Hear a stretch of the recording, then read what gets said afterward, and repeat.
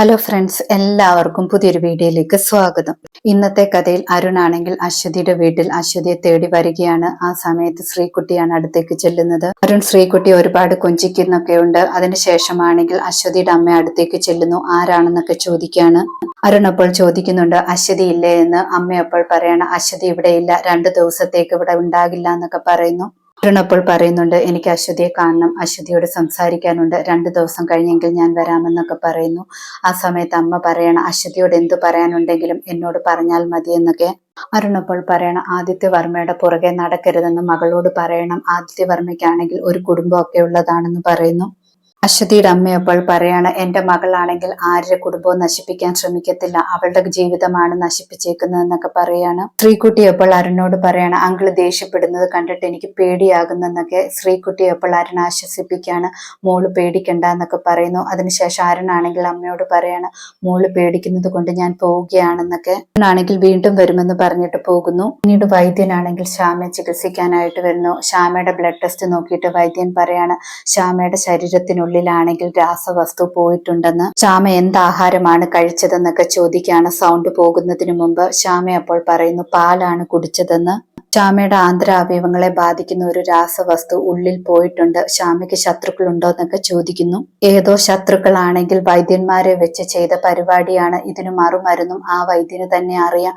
അതുകൊണ്ട് ആ വൈദ്യനെ എങ്ങനെയും കണ്ടെത്തണമെന്നൊക്കെ പറയുന്നു. ശ്യാമ അപ്പോൾ സങ്കടത്തോടെ ചോദിക്കുന്നുണ്ട്, എനിക്ക് സൗണ്ട് കിട്ടില്ലെന്ന്. വൈദ്യൻ അപ്പോൾ പറയാണ്, ഞാൻ ഇന്ന് ചികിത്സ തുടങ്ങുകയാണ്, ഉറപ്പായിട്ടും മോൾക്ക് സൗണ്ട് കിട്ടുമെന്നൊക്കെ പറയുന്നു. പിന്നീട് അഖിലിനെ ആണെങ്കിൽ JK സംഗീത സംവിധായകനാണെങ്കിൽ കാണാൻ വരുന്നു. അരുന്ധതി ദേവി തള്ളി പറഞ്ഞ സംഗീത സംവിധായകനാണ് അഖിലിനെ കാണാൻ വരുന്നത്. അഖിലിനോടാണെങ്കിൽ ആ സാർ നന്ദി പറയുന്നുണ്ട്, ഞാൻ വിളിച്ചപ്പോൾ എനിക്ക് വേണ്ടി വന്നല്ലോ എന്നൊക്കെ പറഞ്ഞിട്ട്. അഖിൽ അപ്പോൾ പറയാണ്, സാറിന്റെ സംഗീതമൊക്കെ ആർക്കും മറക്കാൻ പറ്റാത്തതാണെന്നൊക്കെ. JK സാർ അപ്പോൾ പറയാണ്, ഞാനാണെങ്കിൽ ഒരു മ്യൂസിക് കമ്പോസ് ചെയ്തിട്ടുണ്ട്, അത് കേൾപ്പിക്കാനാണ് വന്നതെന്ന്. അഖിലിനെ അത് കേൾപ്പിക്കുന്നു. അഖിൽ കേട്ടിട്ട് പറയാണ്, വളരെ നന്നായിട്ടുണ്ടെന്ന്. സാർ അപ്പോൾ ചോദിക്കാണ്, ഈ പാട്ടാണെങ്കിൽ കൃഷ്ണ തുളസിയെ കൊണ്ട് പാടിപ്പിച്ചൊരു ആൽബം ഉണ്ടാക്കുമോ എന്ന്. അഖിൽ അപ്പോൾ പറയാണ്, സാറിന് മാത്രമല്ല ആർക്കു വേണ്ടി കൃഷ്ണ തുളസിക്ക് പാട്ട് പാടാൻ പറ്റില്ല, കൃഷ്ണ തുളസിയുടെ സൗണ്ട് പോയെന്ന് പറയുന്നു. സാർ അപ്പോൾ അഖിലിനെ ആശ്വസിപ്പിക്കുകയാണ്, ഒട്ടും വിഷമിക്കേണ്ട, കൃഷ്ണ തുളസിയുടെ സൗണ്ട് ഉറപ്പായിട്ടും തിരിച്ചു കിട്ടും, ആ കുട്ടി പാടാൻ വേണ്ടി ജനിച്ചതാണെന്നൊക്കെ പറയുന്നു. അഖിൽ അപ്പോൾ പറയണ, സാർ ഇങ്ങനെ പറഞ്ഞപ്പോൾ എനിക്ക് ഒരുപാട് ആശ്വാസമായി, എനിക്ക് ഒരുപാട് ആത്മവിശ്വാസമായെന്നൊക്കെ. സാർ അപ്പോൾ വീണ്ടും പറയാണ്, എനിക്ക് നല്ല ഉറപ്പുണ്ട്, കൃഷ്ണ തുളസിയുടെ പാട്ട് പാടാനുള്ള കഴിവ് തിരിച്ചു വരും, ഇപ്പോൾ പാടുന്നതിനെക്കാട്ടിൽ മധുരമായിട്ട് വീണ്ടും പാടും, ആ സമയത്ത് ഞാൻ വീണ്ടും തിരിച്ചു വരുമെന്നൊക്കെ പറഞ്ഞിട്ട് ആ സാർ പോകുന്നു. അതിനുശേഷം അഖിലാണെങ്കിൽ ആനന്ദ നിലയത്തിൽ ചെല്ലുന്നു. അമൃതേട്ടത്തെ പോയി കാണുകയാണ്. അമൃതേട്ടത്തിയോടാണെങ്കിൽ ശ്യാമയെ വൈദ്യർ കണ്ട കാര്യവും വൈദ്യർ കണ്ടിട്ട് എന്തൊക്കെയാണ് പറഞ്ഞതെന്നൊക്കെ പറയാണ്. അമ്മ സൗണ്ട് പോകുന്നതിന് മുമ്പ് കുടിച്ചത് പാലാണ്, അമൃതേട്ടത്തി തന്നെയാണോ ആ പാൽ ഉണ്ടാക്കിയതെന്ന് ചോദിക്കുന്നു. അമൃത അപ്പോൾ പറയാണ്, ഞാൻ തന്നെയാണ് ഉണ്ടാക്കിയതെന്ന്. പെട്ടെന്ന് അമൃത ഓർത്തിട്ട് പറയാണ്, ഞാൻ പാല് കാച്ചിക്കൊണ്ടിരിക്കുന്ന സമയത്ത് ഐശ്വര്യ എന്നോട് പറഞ്ഞു ടെറസിലെ തുണി എടുത്തിട്ട് വരാനെന്ന്, മഴ വരുന്നുണ്ടെന്ന്, അവൾക്ക് ടെറസിൽ രാത്രി പോകാൻ പേടിയാണെന്ന് പറഞ്ഞു, അതുകൊണ്ട് ഞാനൊന്ന് പോയിരുന്നു എന്ന് പറയുന്നു. പക്ഷെ ഞാൻ ടെറസിൽ ചെന്നപ്പോൾ തുണിയൊന്നും ഇല്ലായിരുന്നു എന്ന് അമൃത പറയുന്നു. അത് കേൾക്കുമ്പോൾ അഖിൽ പറയാണ്, അമൃതേട്ടത്തെ ഒഴിവാക്കിയിട്ട് ഐശ്വര്യേട്ടത്തെയാണ് ഈ പരിപാടി ചെയ്തതെന്ന്. അമൃത അപ്പോൾ പറയാണ്, ഐശ്വര്യ എന്നെ ചതിച്ചതായിരിക്കുമോ എന്ന്, എന്തായാലും അതെങ്ങനെ മനസ്സിലാക്കുമെന്നൊക്കെ ചോദിക്കുന്നു.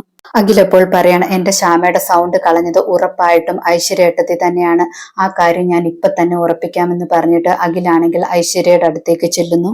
ഐശ്വര്യ ആണെങ്കിൽ അഖിലിനോട് ചോദിക്കുന്നുണ്ട്, ശ്യാമയുടെ കാര്യം എന്തായെന്ന്. അഖിൽ അപ്പോൾ പറയുന്നുണ്ട്, ശ്യാമയ്ക്ക് സൗണ്ട് ഒന്നും കിട്ടത്തില്ല എന്നൊക്കെ. ഞങ്ങളാണെങ്കിൽ ഒരു ജ്യോതിഷനെ കണ്ടായിരുന്നു, അപ്പോൾ ശ്യാമയോട് ശത്രുക്കൾ ആരോ ആണ് ഇങ്ങനെ ചെയ്തതെന്നൊക്കെയാണ് പറഞ്ഞതെന്ന് പറയുന്നു. ഐശ്വര്യ അപ്പോൾ പറയാണ്, ആ ജ്യോതിഷൻ കള്ളം പറഞ്ഞതാണെന്നൊക്കെ. അഖിൽ അപ്പോൾ പറയണം, ഞാനാണെങ്കിൽ ആ ജ്യോതിഷനോട് പറഞ്ഞിട്ടുണ്ട്, ഇങ്ങനെ ചെയ്ത ശത്രുവിന്റെ തല പൊട്ടിത്തെറിക്കാൻ വേണ്ടി ഒരു കൂടോത്രം ചെയ്യണമെന്ന്. അഖിൽ അങ്ങനെ പറയുമ്പോഴേക്കും ഐശ്വര്യ ആണെങ്കിൽ തലയിൽ തൊടുകയാണ്. ഇതോടെ ഇന്നത്തെ കഥ അവസാനിക്കുന്നു. പുതിയ കഥയുമായി വീണ്ടും കാണാം. താങ്ക്